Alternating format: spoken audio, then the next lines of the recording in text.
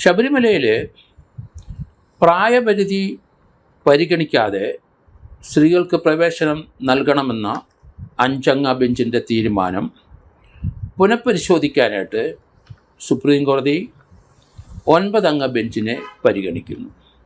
Chief justice ഉൾപ്പെടെ 9-അംഗ ബെഞ്ചാണ് ഈ പുനഃപരിശോധന ഹർജികൾ പരിശോധിക്കുന്നത്. 67 ഹർജികളിപ്പം സുപ്രീം കോടതിയിൽ നിലവിലുണ്ട്.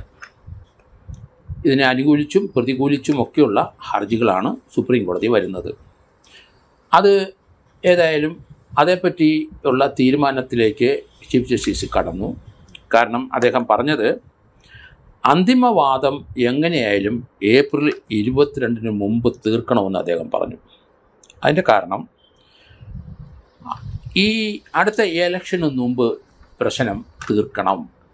കാരണം നമുക്കറിയാം, ഇലക്ഷനിൽ ഇപ്പോഴത്തെ പ്രതിപക്ഷമായാലും ശരി ഭരണകക്ഷിയായാലും ശരി പല അഭിപ്രായങ്ങളും തട്ടിവിടുന്നുണ്ട്. NSS യുവതീ പ്രവേശനത്തിന് എതിർത്തവരാണ്. അവർ നാമജപ ഘോഷയാത്രയൊക്കെ സംസ്ഥാനത്ത് നടത്തിയതൊക്കെ നമ്മൾ കണ്ടു. ആ സ്റ്റാൻഡിൽ നിന്ന് NSS മാറുമെന്ന് തോന്നുന്നില്ല. അതോടൊപ്പം തന്നെ ചില കാര്യങ്ങൾ സുപ്രീം കോടതി ഇവിടെ പരിഗണിക്കേണ്ടതുണ്ട്. അതിനകത്ത് സുപ്രീം കോടതി കൃത്യമായി ഏപ്രിലിന് മുമ്പ് ഏപ്രിൽ 22 മുമ്പ് അന്തിമവാദം തീർക്കണമെന്ന് കണക്കാക്കി ചില നിർദ്ദേശങ്ങൾ വെച്ചു. മാർച്ച് 14 മുമ്പ്, ഇപ്പം ഫെബ്രുവരി പകുതി കഴിഞ്ഞു, മാർച്ച് 14 മുമ്പ് ഇതിൻ്റെ കക്ഷികൾ അവരുടെ വാദഗതികളെ എഴുതി നൽകണമെന്ന് പറഞ്ഞു. മാർച്ച് 14 മുമ്പേ സർക്കാർ നിലപാട് അറിയിക്കണമെന്നും പറഞ്ഞു കഴിഞ്ഞു. ഏപ്രിൽ തന്നെ വാദം തീർക്കും. ഏപ്രിൽ 22 അകം വാദങ്ങൾ തീർക്കണം. അമിക്കസ് ക്യൂറിക്കും ഒരവസരം കൊടുത്തിട്ടുണ്ട്. 21/4/2026 ഏപ്രിൽ 21 അമിക്കസ് ക്യൂറിക്കും സമയം കൊടുത്തിട്ടുണ്ട്. അതുകൂടെ കണക്കാക്കിയിട്ടാണ് ഏപ്രിൽ 22 മുമ്പ് വാദഗതികൾ തീരണം. ഇത് സുപ്രധാനമായ ഒരു തീരുമാനമായിരിക്കും. പക്ഷേ ഇത് 9-അംഗ ഭരണഘടനാ ബെഞ്ചിൻ്റെ തീരുമാനം അത് ഭരണഘടനാപരമായി ഫൈനലാണ്.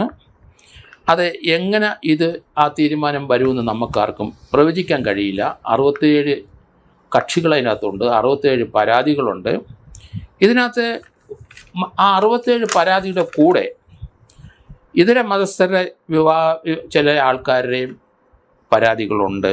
കാരണം പാർശ്വ സ്ത്രീകളുടെ പാർശ്വയല്ലാത്ത ഒരാളെ കല്യാണം കഴിച്ചാൽ അവർക്ക് അവരുടെ പള്ളികളിൽ അവർക്ക് സ്ത്രീകൾക്ക് പ്രവേശനം ഇല്ല. ആ പ്രവേശനം പരിഗണിക്കണം. അതുകൊണ്ട് ആ 67 പരാതിയിൽ ഒന്ന് ഇത് തന്നെയാണ്. പിന്നെ ആരാധനക്രമത്തിലൊക്കെ ദാവൂദി ബോറ മുസ്ലിം വിഭാഗം അവരുടെ ചില മതപരമായ ചടങ്ങുകളും ഇതിനകത്ത് വന്നിട്ടുണ്ട്. ദാവൂദി ബോറ വിഭാഗം എന്ന് പറയുന്നത് ഗുജറാത്തി മുസ്ലിംസാണ്.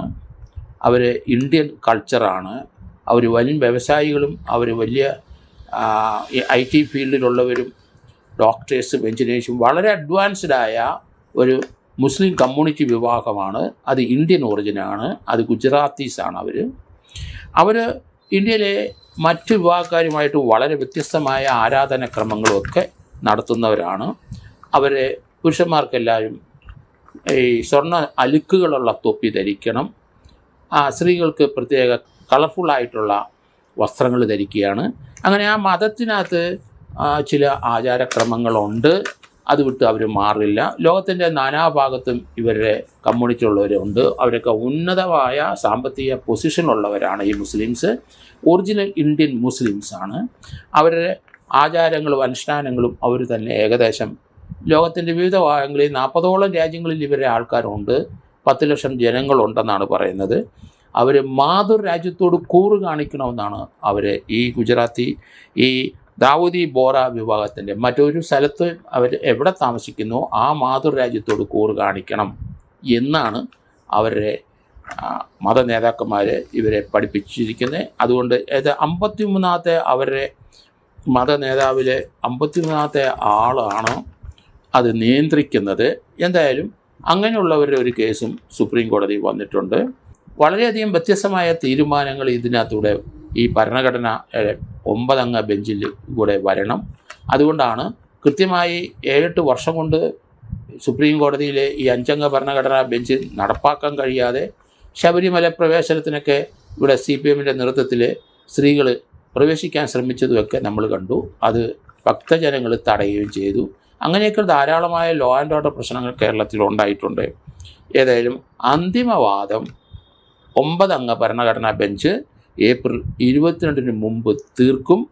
അതുകൊണ്ട് മെയ്യിലോടുകൂടി അല്ലെങ്കിൽ ഏപ്രിൽ അവസാനത്തോടുകൂടി ഭരണഘടന 9 അംഗ ബെഞ്ചിൻ്റെ തീരുമാനം ഇക്കാര്യത്തിൽ വരും എന്നാണ് ഞാൻ കരുതുന്നത്.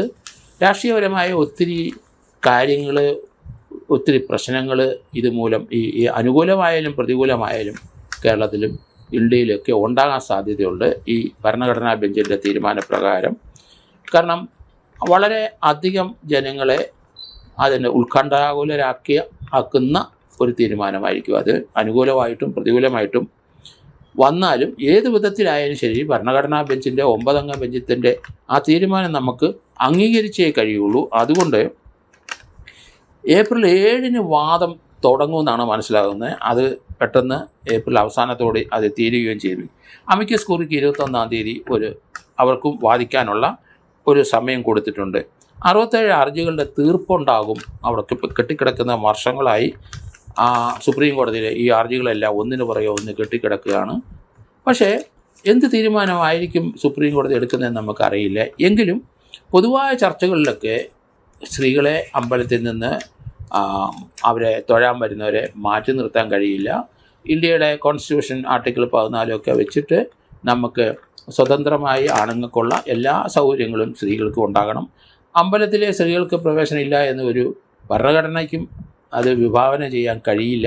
ഇന്ത്യയുടെ ഭരണഘടന അനുസരിച്ച് ഈ പുരുഷന്മാരും സ്ത്രീകളും തുല്യരായിട്ട് പരിഗണിക്കുന്ന ഒരു ഭരണഘടനയാണ്. മതേതര ചിന്തകളാണ് നമുക്കുള്ളത്. അതുകൊണ്ട് ജഡ്ജ്മെൻറ്റിൻ്റെ കാര്യത്തിൽ ദൂരവ്യാപകമായ ഫലങ്ങൾ ഉളവാക്കുന്ന ജഡ്ജ്മെൻ്റ് ആകും എന്നെനിക്ക് തോന്നുന്നു. എങ്കിലും നമ്മളെപ്പോലുള്ളവർ ചിന്തിക്കുമ്പോൾ ശബരിമലയിലെ ഇപ്പോഴത്തെ തിരക്കും അവിടുത്തെ ബുദ്ധിമുട്ടും അതൊക്കെ നമുക്കറിയാം. എത്രയോ ലക്ഷം ആൾക്കാരാണ് വന്നു പോകുന്നത്. അതിനിടയ്ക്കൂടെ സ്ത്രീകളൂടെ വന്നു കഴിയുമ്പോൾ വലിയ ലോ ആൻഡ് ഓർഡർ പ്രശ്നങ്ങളുണ്ടാകും.